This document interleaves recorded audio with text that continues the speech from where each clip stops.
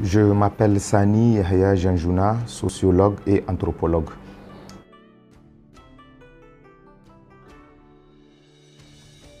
Cette recrudescence de violence familiale et particulièrement conjugale se justifie dans le fait qu'il y a la promiscuité. La présence en fait des gens dans le confinement à la maison, partageant la même cour, le même salon pendant de longs moments peut amener les individus à l'anxiété.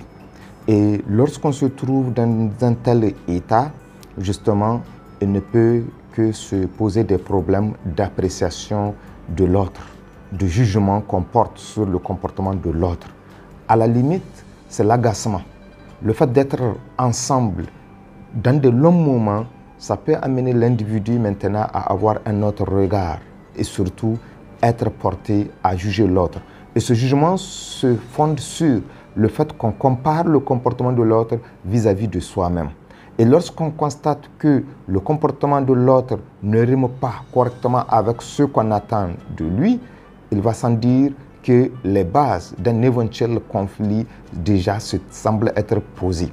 C'est généralement le fait que les gens se retrouvent ensemble avec un long moment et surtout sans être occupés. Le manque d'occupation professionnelle auquel les gens sont habitués, lorsque ça leur manque, effectivement, ça peut amener les individus maintenant à se regarder et surtout, ça va amener les gens à se juger. Donc, le manque de travail professionnel fait en sorte que les gens sont confinés et restés chez eux.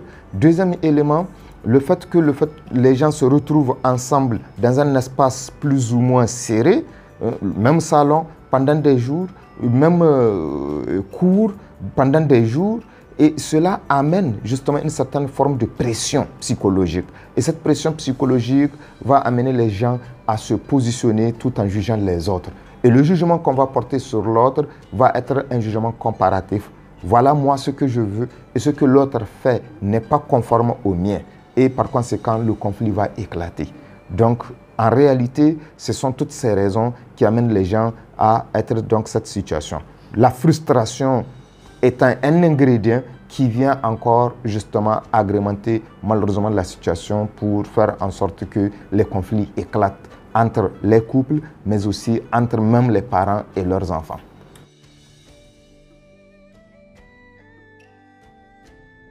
Alors, la question que j'aimerais poser, c'est que êtes-vous sûr que vous êtes le bon modèle?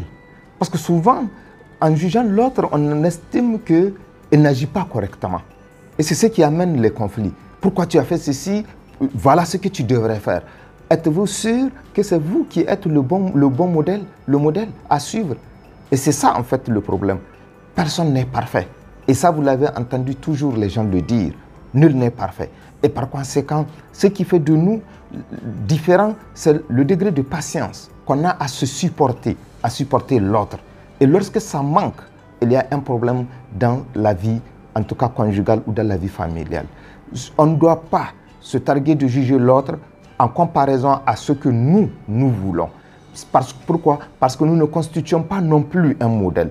Ce que nous reprochons aux autres, en vérité, il suffit un tant soit peu qu'on soit vigilant, on va constater que peut-être même les autres nous reprochent pire à notre niveau. Donc, il va sans dire que dans ce genre de situation, il faut qu'on prenne du recul, faire preuve de beaucoup de patience pour apprécier l'autre toujours positivement, mais lorsqu'il s'agit justement de faire des remontrances, savoir comment le faire sans pour autant que cela ne l'agace et sans pour autant qu'on ne porte un vrai jugement sur la personne qui risquerait justement de le mettre dans une situation de frustration et par conséquent la personne va réagir autrement et les conflits naîtront dans ce genre de situation.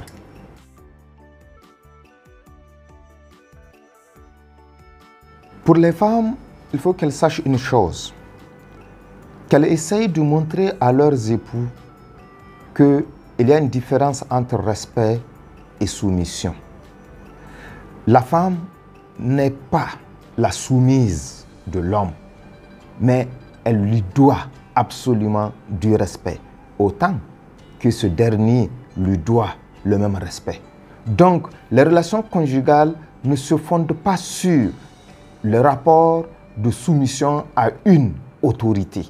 Même si par ailleurs, on sait que lorsqu'il y a des humains, qu'ils soient en petit nombre, deux, un couple par exemple, il faut qu'il y ait une autorité sans doute.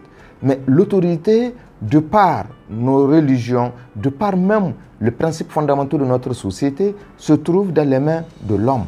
Mais cette autorité ne veut pas dire qu'il s'agit justement de soumettre l'autre, mais c'est de faire en sorte que je décide lorsque tout coince en termes justement de responsabilité, c'est moi qui l'endosse. Et c'est cette responsabilité qui ne doit pas absolument se confondre justement à une certaine forme d'autorité pour nuire à l'autre. Donc, le respect ne signifie aucunement pas la soumission. Donc, respectez vos époux, mais ne vous soumettez pas au sens où certains veulent en tout cas le penser. Et c'est cette soumission qui amène effectivement ce genre de situation. Pourquoi? Parce que lorsque vous vous soumettez, au lieu de respecter seulement votre mari, vous vous soumettez, il va se sentir totalement dominant. Et il dépassera les rapports d'autorité en termes de religion, en termes même de fonctionnement de la société qu'on lui a attribué, pour maintenant chercher à outrepasser son pouvoir, pour vouloir davantage vous dominer. Donc, la soumission, ce n'est pas le principe de la vie en couple, mais c'est le respect, tel que c'est recommandé justement par notre religion. Lorsque vous allez respecter une personne, vous allez voir que cette personne-là, en retour, quelle que soit la personne, si tant est qu'elle est dotée de bonne conscience, elle va vous respecter aussi en retour. Donc, mais les rapports de soumission, lorsque vous allez un temps soit peu vouloir vous révolter ou refuser d'obéir, vous allez voir, ça va vous amener dans une situation difficile. Deuxième élément, privilégiez le dialogue. Abordez justement votre conjoint avec le dialogue. Lorsque les gens dialoguent entre eux, on va assister effectivement à une entente entre le couple. Mais lorsque, le cas échéant, les gens ne tiendront pas compte de ces paramétrages, on va toujours assister à d'éventuels conflits qui vont malheureusement animer la vie du couple. Mais le troisième élément aussi, c'est surtout d'être beaucoup patient. Patiente dans le sens où vous n'êtes pas obligé chaque fois de dire à votre famille ou à raconter aux amis ou voisines tout ce qui se passe dans votre vie conjugale. Apprenez à supporter, à gérer justement tous les problèmes auxquels vous faites face.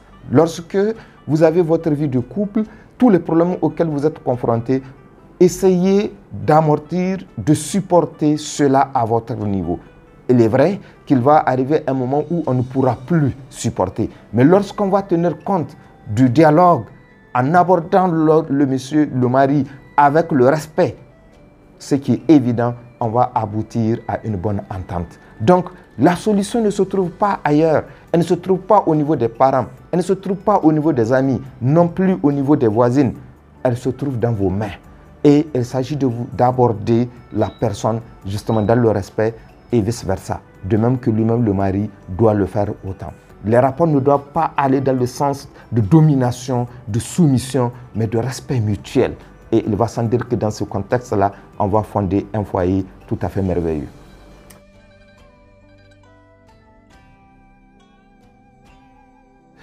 Alors, dans ce genre de situation, ce qu'il faut surtout se dire, c'est d'être patient. Ce n'est qu'un moment de confinement que les gens vivent, d'isolement sanitaire, pour le cas par exemple de la ville de Niamey, le couvre-feu institué. Tout ceci, ce sont des choses en termes d'épreuves. Et que nous devons nous dire que la vie est faite de beaucoup d'épreuves.